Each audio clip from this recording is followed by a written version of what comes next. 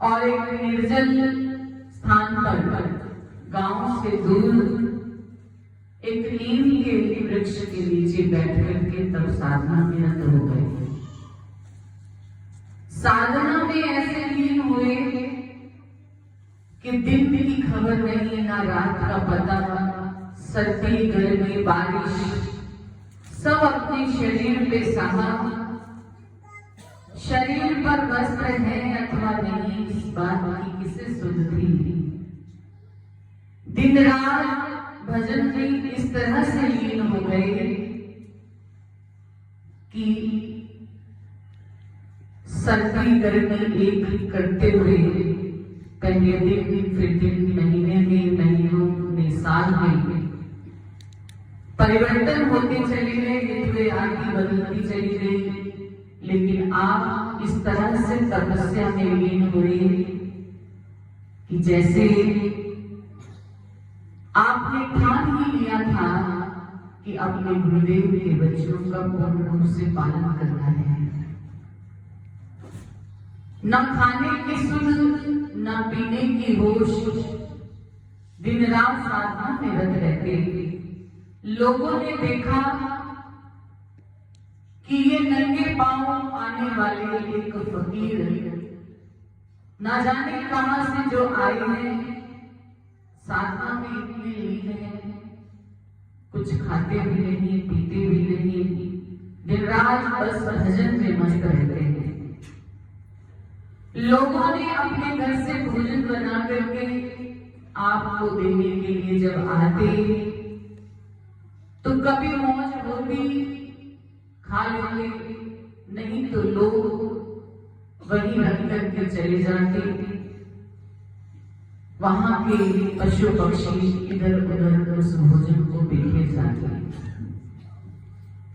आप साधना में रत रहे, कई वर्ष बीत गए आपको साधना करते करते,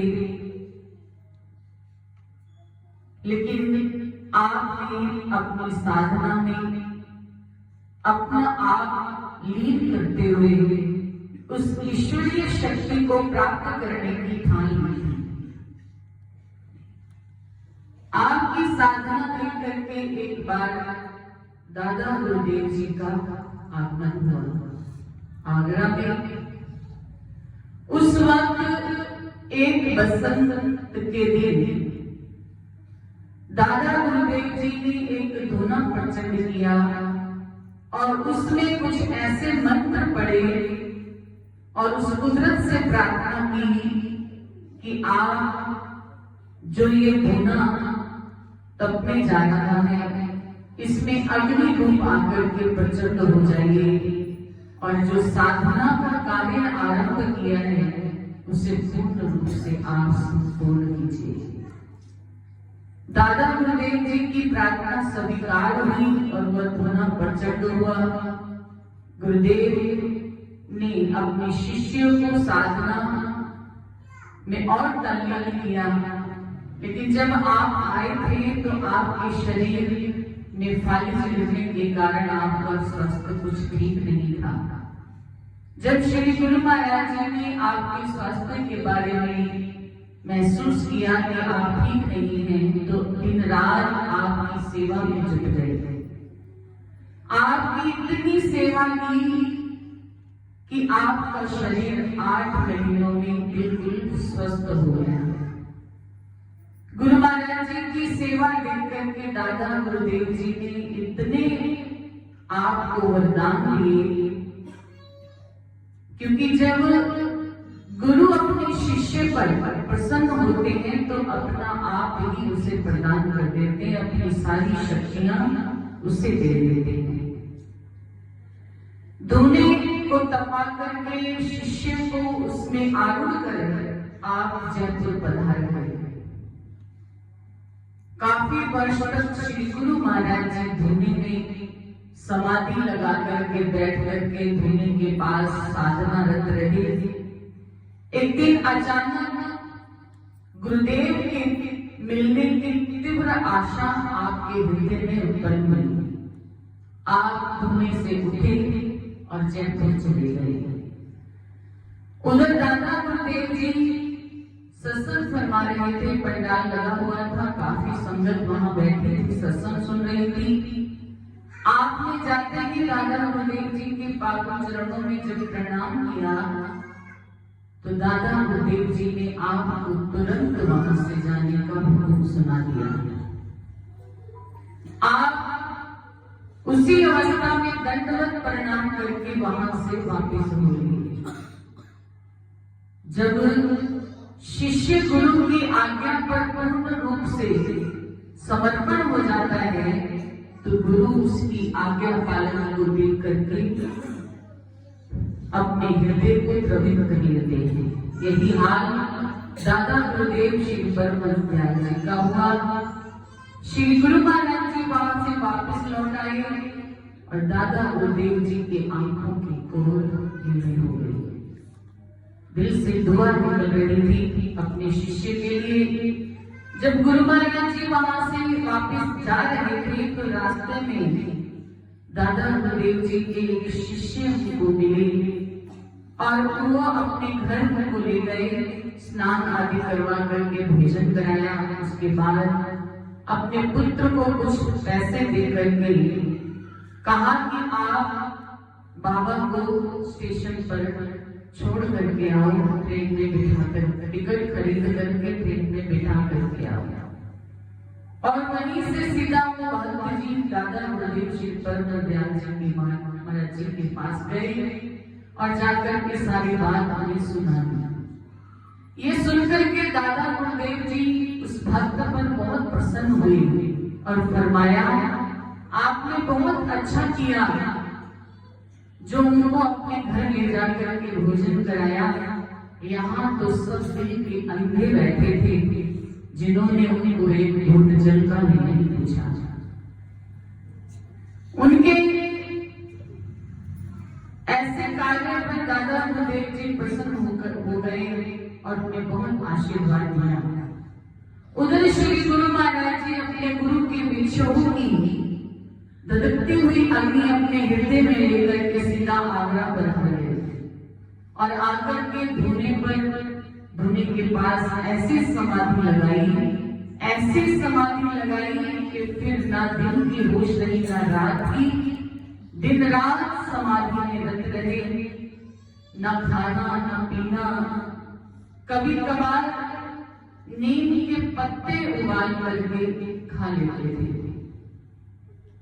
आप सब समझ सकते हैं कि अगर हमें दवाई के रूप पर, औषधि के रूप पर कुछ पत्ते खाने पड़े तो हम नहीं खा पाएंगे, लेकिन श्री गुरु महाराज जी ने एक दो दिन नहीं हजारों वर्ष, कई वर्षों तक नीम के पत्ते उबाल करके खाए।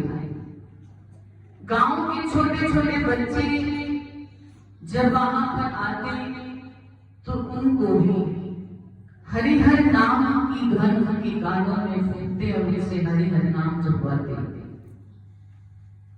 कहते हैं कि उन छोटे बच्चों के हृदय में भी श्री गुरु महाराज जी ने ऐसे संस्कार भरे कि वह बच्चे भी हर वक्त हरिहर हरिहर नाम का उच्चारण करते रहते और आप साधना में इतने तल्लीन हुए कि फिर हरिहर का ध्यान करते करते ही आप खुद हरिहर बन गए। और कहते हैं कि वहां की दीवारों से भी हरिहर नाम की ध्वनि सुनाई देने लगी। कई प्रेमी वहां आपके दर्शन करने के लिए जाते, कई बार आप वहां साधना रत होते तो कई बार आप नजर नहीं आते, फिर भी हरिहर नाम की ध्वनि सबको सुनाई देती है। कई बार ऐसा होता है कि जब साधु महापुरुष दुनिया से असंग रहकर के भले भक्ति में लीन होते हैं तो कुछ शरारती तत्व भी अपनी हरिकों से बाज नहीं आते। कई लोग वहां पहुंच गए, श्री गुरु महाराज जी जिस गुफा में बैठ करके साधना कर रहे थे वो लोग बाहर खड़े होकर के आपको आवाज लगाते हैं, बाबा बाबा। आगे से कोई आवाज ना आने पर एक व्यक्ति अंदर जाकर के देखता है तो बाबा वहां नहीं थे। आकर के उसने बताया कि बाबा तो अंदर है ही नहीं। दूसरे व्यक्ति ने कहा ध्यान से जाकर के देखो। थोड़ी ही देर में जब तक जाकर के देखा तो बाबा वहीं ध्यान अवस्था में बैठे हुए थे।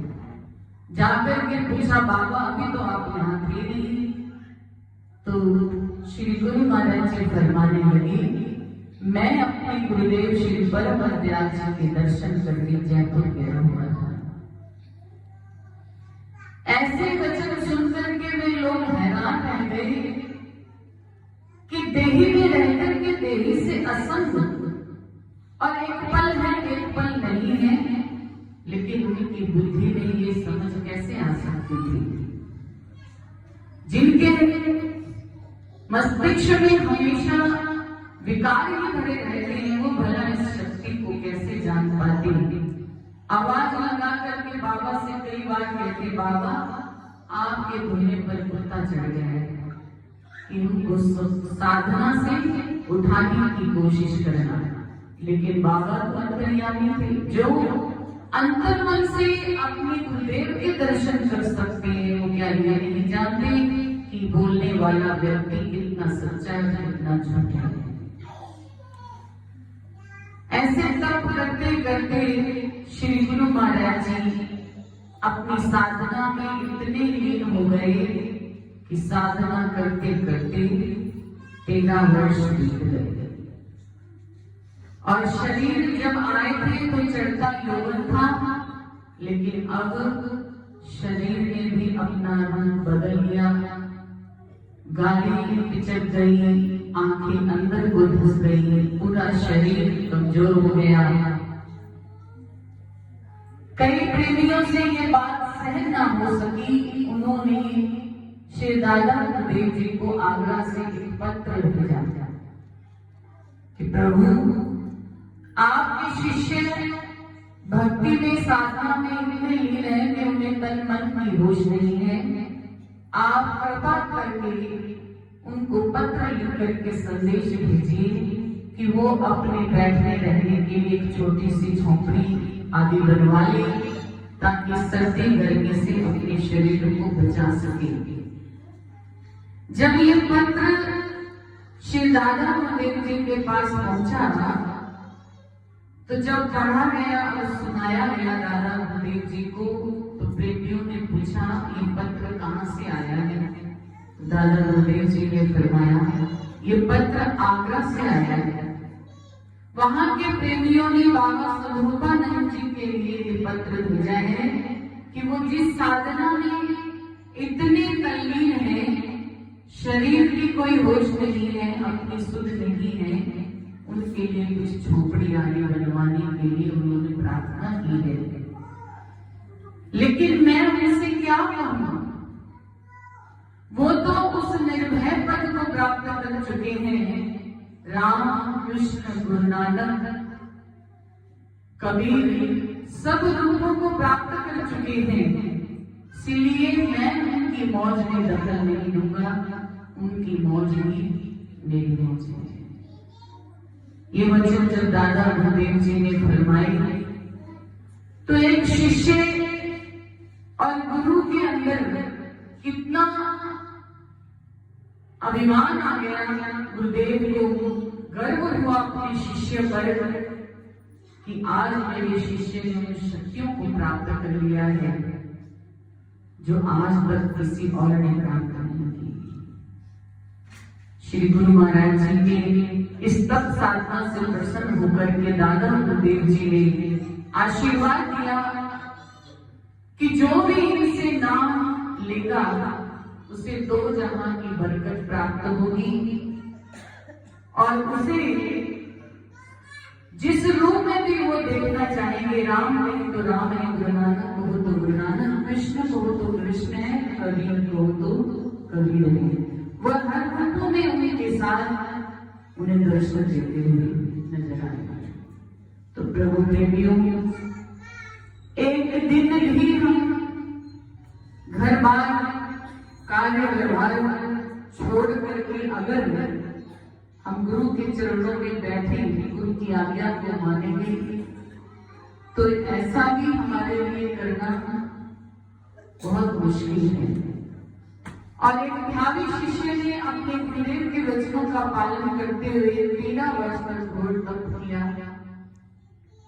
और आज वो 3 लोक के वाली जिनके श्री चरणों में बैठ करके आज हम सुख पाते हैं, आनंदित होते हैं, खुशियां प्राप्त करते हैं, हमें अपने आप पर बड़ा गर्व है कि हम उनके हैं। उन्होंने हमें अपनी माला का मोती बना रखा है, और यही उनके पावन चरणों में प्रार्थना करते रहेंगे सदा कि प्रभु जिस तरह से अब आपने हमें अपनाया है, हर जन्म आपके लिए ही समर्पण हो। हम हर जन्म में आपके ही चरणों के दास बने। आप सदा हमारे मन संग रहते हुए हर जन्म में अपने चरणों से लगाए रखना। कहते हैं कि भक्ति करने से आवागमन समाप्त हो जाता है, लेकिन जब जब ये सद्गुरुदेव भगवान इस धरा पर हम सब जीवों का कल्याण करने के लिए आए, तो हम भी यही चाहेंगे कि हम भी उनकी सेवा में उपस्थित रहें। हमें आवागमन से मुक्ति नहीं चाहिए, हमें तो बस उनके चरणों की भक्ति चाहिए।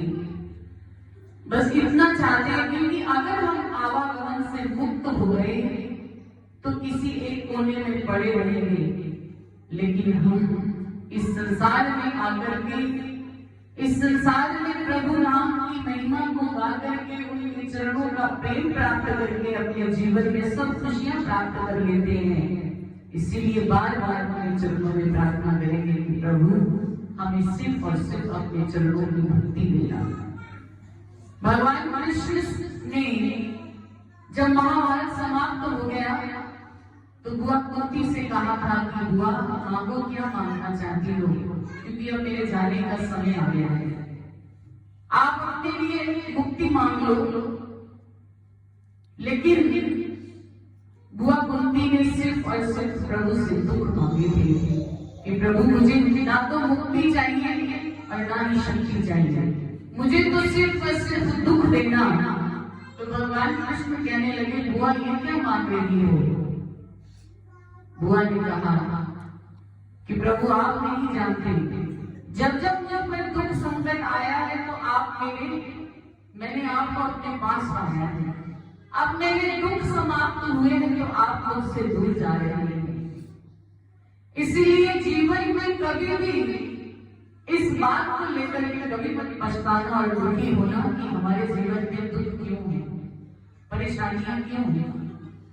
हम तो सौभाग्यशाली हैं कि हमें प्रभु ने हमारे कर्मों को काटने के लिए थोड़े थोड़े दुख दिए हुए हैं, और दुख में खुद आप हमारे संग रह करके अपने दुखों को दूर करते हैं। हमें तो सदा ही उनका सानिध्य प्राप्त है, फिर हम क्यों परेशान और क्यों दुखी हो। उस कुंती की तरह हमें भी प्रभु से ही प्रार्थना करनी है, प्रभु चाहे सुख दो चाहे दुख दो, लेकिन अपने चरणों की सेवा हमें जरूर देना। हमें अपने संग रखना, अपने चरणों में रखना, अपने आप से दूर कभी हमें मत देना, क्योंकि इस संसार की माया ऐसी है कि हमें कदम कदम पर उस प्रभु से दूर हटाने के लिए खड़ी है। लेकिन हम आपसे यही प्रार्थना करते हैं प्रभु कि हमें उस माया से बचाना और अपने चरणों में सदा लगाए रखना। यही आपके श्री चरणों में